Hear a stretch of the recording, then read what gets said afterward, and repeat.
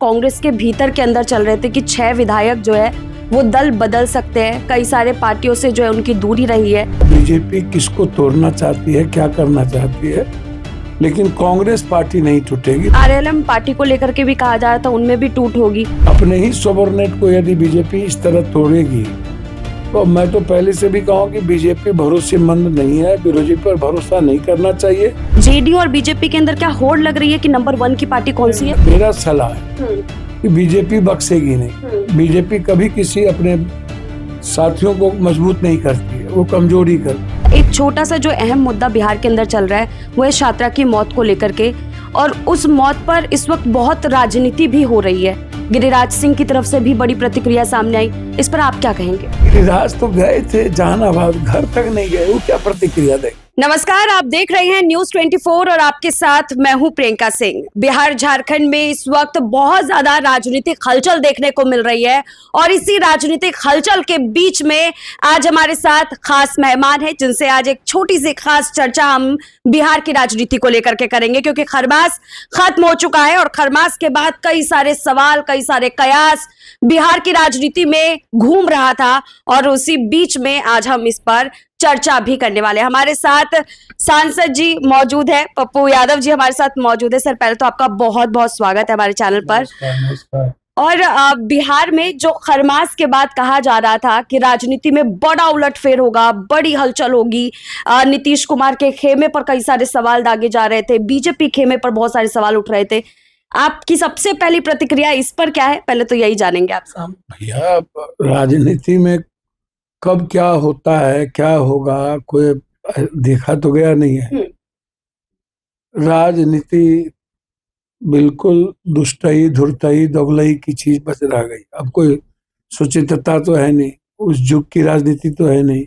इसलिए पप्पू यादव आपको राजनीति के बारे में क्या बताए? आप इसको समझ के चलिए कि बिहार में वर्तमान सत्ता में भी कुछ, सब कुछ ठीक नहीं है, विपक्ष में भी कुछ ठीक नहीं है, ये आप समझ लीजिए। जाहिर तौर पर विपक्ष में कुछ ठीक नहीं है। इसी पर ही जानना चाहेंगे कि अभी बहुत सारे सवाल जो है वो कांग्रेस के भीतर के अंदर चल रहे थे कि 6 विधायक जो है वो दल बदल सकते हैं। कई सारे पार्टियों से जो है उनकी दूरी रही है, इस पर आपकी क्या प्रतिक्रिया है? मैं नहीं मानता बीजेपी किसको तोड़ना चाहती है, क्या करना चाहती है, लेकिन कांग्रेस पार्टी नहीं टूटेगी। दो तो भैया सीधा सीधी दो माइनॉरिटीज है, एक आदिवासी समाज से है, एक अत्यंत पिछड़ी जाति के हैं। 6 में यदि 4 नहीं टूटते हैं तो आप जबरदस्ती 2 को या 3 को, कांग्रेस पार्टी में 6 को 6, कम से कम 5 तो मैं जानता हूं कि पूरी की पूरी आइडियोलॉजिकल कांग्रेस पार्टी। ठीक है। इसलिए कांग्रेस पर कोई कहीं से टूट की बात नहीं हो सकती। और आरएलएम पार्टी को लेकर के भी कहा जा रहा था, उनमें भी टूट होगी। आरएलएम पार्टी टूटेगी नहीं, विधायक लोग और नेतृत्व के बीच ही वैचारिक घमासान है, बेटे को लेकर के, अन्य लोगों को लेकर के। तो ये गलत है। आप जिस पार्टी के साथ रहते हो और पार्टी आप पर भरोसा करती है, अब उन विधायकों का क्या नेताओं के साथ संबंध है, बिल्कुल अलग बात है। लेकिन ये इतना तो है कि नेतृत्व को निर्णय लेने का क्षमता है। तो फिर जिस तरीके से आरएलएम के विधायक लोग कर रहे हैं, मैं सही नहीं मानता, और बीजेपी को तोड़ना भी नहीं चाहिए। अपने ही सबॉर्डिनेट को यदि बीजेपी इस तरह तोड़ेगी तो मैं तो पहले से भी कहूँ कि बीजेपी भरोसेमंद नहीं है, विरोधी पर भरोसा नहीं करना चाहिए, और आने वाले समय में बीजेपी पर भरोसा करके नीतीश जी को भी नहीं चलना चाहिए। एक छोटा सा आंकड़ा इस वक्त मैं आपके सामने पेश करूंगी। एक छोटा सा आंकड़ा सामने निकल कर क्या आ रहा है। भले ही आप कह रहे हैं कि कांग्रेस में कोई टूट नहीं होगा, लेकिन जेडीयू अगर कांग्रेस पर निशाना साध करके मान लीजिए उनके पार्टी में अगर वो खींच लेती है अपनी तरफ, तो उनका आंकड़ा कुछ 51 के आसपास पहुंचेगा। और वहीं दूसरी तरफ जो है 91 के आसपास, माफ कीजिएगा, 91 के आसपास पहुंचेगा। और वहीं दूसरी तरफ 92 पर आ सकती है बीजेपी, अगर वो आरएलएम के 3 विधायक जो है वो अपने पार्टी की तरफ करेगी। जेडीयू और बीजेपी के अंदर क्या होड़ लग रही है कि नंबर 1 की पार्टी कौन सी है? मुझे तो लगता है कि आरएलएम को किसी भी कीमत पर, बिना सोचे समझे, जदयू विचारधारा के लोग हैं, हमारे कुशवाहा भाई, और नीतीश जी से उनका रहता भी है, बनता भी है। बीजेपी तोड़े या आपके विधायक टूट के चले जाए, इससे पहले आपको पार्टी का विलय जदयू में कर देना चाहिए। ना रहियन बांस ना बजियन बांसुरी। जैसे ही बीजेपी में जदयू में चले जाएंगे तो फिर 2/3 चाहिए, फिर विधायक को इधर से उधर जाने का दूर दूर तक कोई रास्ता नहीं बचता है। तो इसलिए मेरा सलाह है कि बीजेपी बख्शेगी नहीं। बीजेपी कभी किसी अपने साथियों को मजबूत नहीं करती है, वो कमजोरी करती है। कभी ना कभी चिराग जी को भी नहीं छोड़ेगी, लेकिन चिराग जी की बारी बाद में आएगी, अभी नहीं। अभी धीरे धीरे तो उनको विलय कर देना चाहिए। और जहां तक कांग्रेस का, फिर मैं कह रहा हूं, कांग्रेस पार्टी किसी कीमत पे नहीं टूटेगी। हम इंतजार करेंगे कि कब बीजेपी वाले नीतीश कुमार जी को अलग कर। ठीक है, राजनीतिक रूप से बहुत सारी चर्चा हम कर ही चुके हैं, लेकिन एक छोटा सा जो अहम मुद्दा बिहार के अंदर चल रहा है वो है छात्रा की मौत को लेकर के, और उस मौत पर इस वक्त बहुत राजनीति भी हो रही है। गिरिराज सिंह की तरफ से भी बड़ी प्रतिक्रिया सामने आई, इस पर आप क्या कहेंगे? गिरिराज तो गए थे जहानाबाद, घर तक नहीं गए, वो क्या प्रतिक्रिया देंगे? यदि प्रतिक्रिया दे रहे हैं तो सीबीआई इंक्वायरी करा दो, इसमें बहुत रसूखदार लोग हैं। और कोई पॉलिटिकल पार्टी तो कुछ बोला नहीं।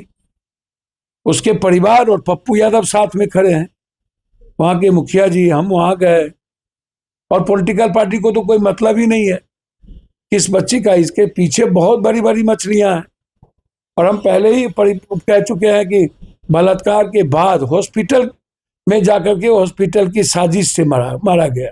तो आप हॉस्पिटल पर सवाल क्यों नहीं खड़ा कर रहे हो? उसके डॉक्टर पर सवाल क्यों नहीं खड़ा कर रहे हो? आप मुझे जरा बताओ। तो इसीलिए अब इसके पीछे है कौन? और पहले जिस तरीके से एएसपी ने उस परिवार को अपमानित करने की कोशिश किया है, ये तो बिल्कुल गलत है। कैसे आप बिना पोस्टमार्टम के चीजों के आप सामने में आ गए? और कई यूट्यूबर ब्लॉगर ने भी बड़ी बदमाशी की है। तो इतने कम समय में इतना हॉस्पिटल, और टैबलेट तो आ नहीं सकता, क्योंकि टैबलेट तो दुकान पर देगा नहीं बिना डॉक्टर के। बिल्कुल। तो फिर लाया कौन? और इसके पीछे कारण क्या थे? मालिक को आप एक ठो को पकड़ लिए, उसके भतीजे हैं, भतीजे के पीछे और कौन कौन लोग हैं, किस किस रसूखदार के बेटे इसमें इन्वॉल्व हैं, क्या रसूखदार बड़ी मछली कौन है? तो पूरी इंक्वायरी चाहिए इसमें।